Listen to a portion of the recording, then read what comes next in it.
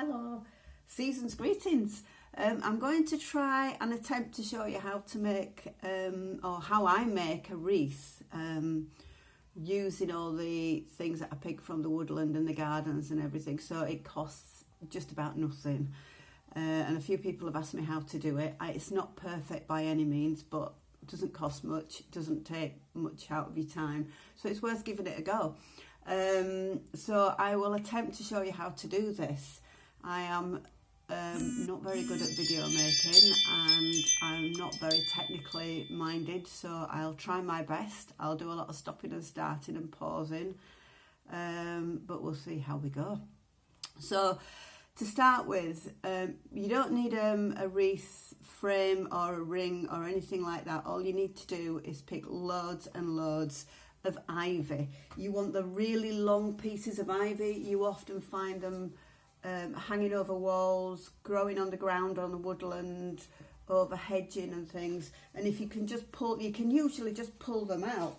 So I have got tons of the stuff. I'm keeping it on the floor because it's a bit wet. But as you can see, it's this kind of thing, really long, wet stuff at the moment. But this is what you're going to make your frame from. So, and it's just a case of weaving it in and out, and you need lots and lots of pieces. But I'm going to show you to start with on a very small scale. I've taken all the leaves off of this piece, and this is just a tiny piece, just so that I can show you close up the technique of weaving it around actually. So what you do is, when you get your piece of ivy, you want to make it doesn't look like a circle, but it will come out to be a circle when you're finished. You just basically weave it around itself. So you make that initial circle to start with. I know it looks more like a triangle, but it will be eventually. And then you are just basically pulling it in and out. So you're going round and round, in and out. If you can see that. And it starts to hang on to itself, and already for that tiny little piece you've got something there to start with. So you need a decent piece to start with, a nice long piece, of which I have several. So we'll see how this goes, and as I say, I'll keep stopping and pausing so I can fast forward. And before I actually carry on, this is one in the true Blue Peter style. This is one that I made earlier, and it's not perfect, but it's one that I made for nothing really. You can see on the back of it, and it is just ivy wound round itself to make the frame. And then I've picked things like, I've got some rosemary, bits and bats of greenery, you know, evergreen shrubbery. I've got some bay leaves, some bits of euonymus, anything really green. Obviously holly. Holly can be a bit prickly, but it's good. And plenty of berries as well.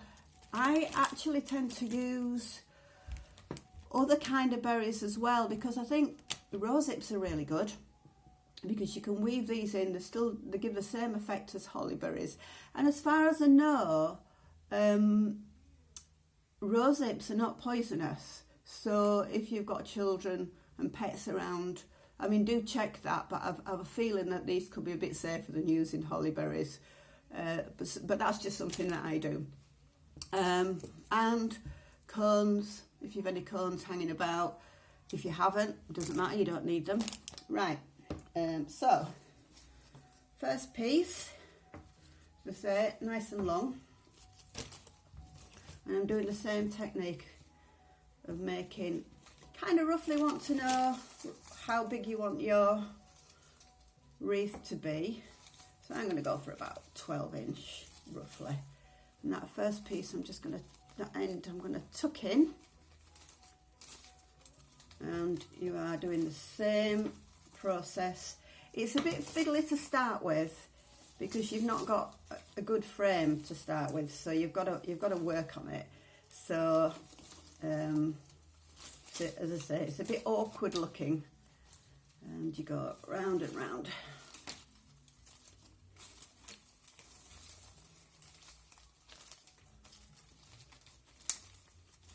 Christmas music on in the background. I don't know if you can hear it or not, probably not, but it's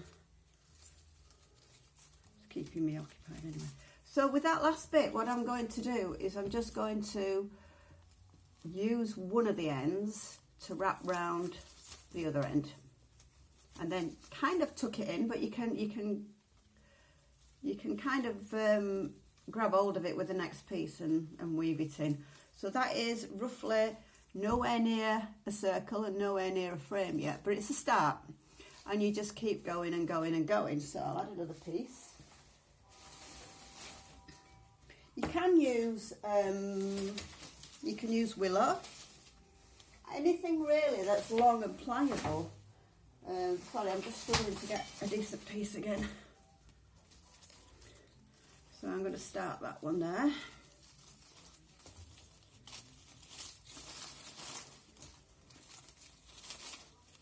And just keep winding and keep winding. And you'd be surprised actually how quickly it starts to firm up and starts to resemble something kind of circular.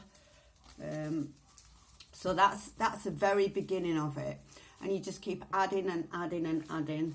There's a bit here that I did earlier, which is not much different to that one, but yeah. So you're gonna keep rolling it on and keep adding it and adding it, and all the time that you're weaving it in, you're catching.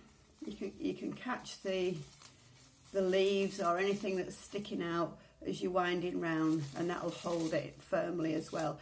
I am just going to pause it now and trying to skip forward a little bit to the next stage.